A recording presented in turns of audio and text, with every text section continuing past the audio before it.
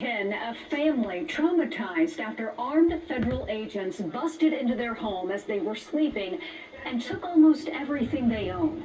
Problem is, they were not the people agents were supposed to be looking for. News 4's Spencer Humphrey is here with their frightening ordeal. Spencer, what's going on here? Yeah, well, get this. That family just moved here about 2 weeks ago from out of state, and this is how their life in Oklahoma got started. They say they told federal immigration agents they had the wrong people, but those agents kept treating them like criminals, even though they're all U.S. citizens. Fear. Because I did feel at times I was going to die. So much fear. I kept praying. I said, God, please let me live through this moment. Humiliation. I was a zero. I was nothing. Pure disbelief. I just couldn't understand how is this happening to us.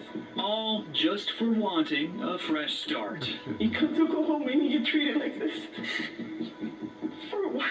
This woman, who we're calling Marissa, and her 3 daughters came to Oklahoma from Maryland looking for a slower, more affordable pace of life. They rented this house in a nice, seemingly safe northwest Oklahoma City neighborhood. Her husband planned to join them this past weekend, but any semblance they had of comfort went out the window when 20 men armed to the teeth busted through it Thursday morning. I don't know who they were. They had guns. It was dark.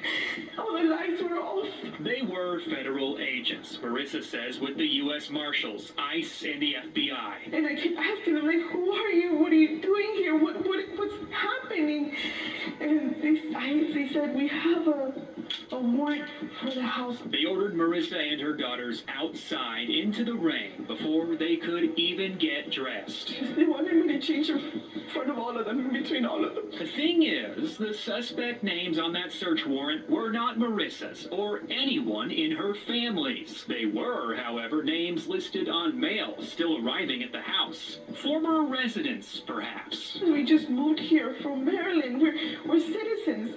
That's what I kept saying. We're citizens. She says they didn't care. We weren't criminals. Why were they treating us like criminals? We were here by ourselves. That we didn't do anything. The agents ripped apart every square inch of the house, taking their phones, laptops, documents, and their life savings in cash as evidence. Like, I have to feed my children.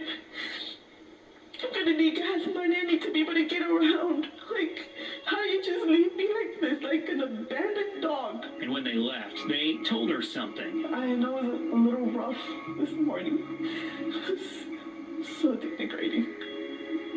Like, you do all of this to a family, to women, your fellow citizens, and it was a little rough.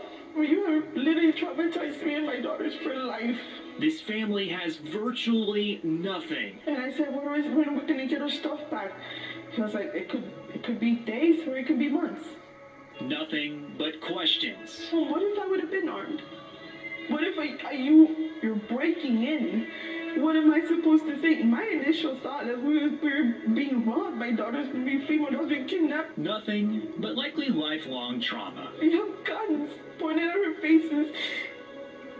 Can you just reprogram yourself and see us as humans, as women? A little bit of mercy. Care a little bit about your fellow human mate, about your fellow citizen, like fellow resident. We bleed too. We bleed just like anybody else bleeds. We were scared. You could see in our faces that we were terrified. Marissa says the agents refused to leave any contact information or business cards. She believes the agents wore logos connected to ICE, the U.S. Marshals Service, and the FBI. Today, the U.S. Marshals Service says their team was not involved. We also reached out to the FBI asking about that agency's level of involvement. Last week, they told us they assisted in this case. Late this afternoon, they told us they were not on the scene. They told us to contact Homeland Security, so we did. A spokesperson told us they would look into it and get back with us. So far, we've heard nothing. As for the family's phones, electronics, and cash, they have no idea which agency has their belongings or how to get them back.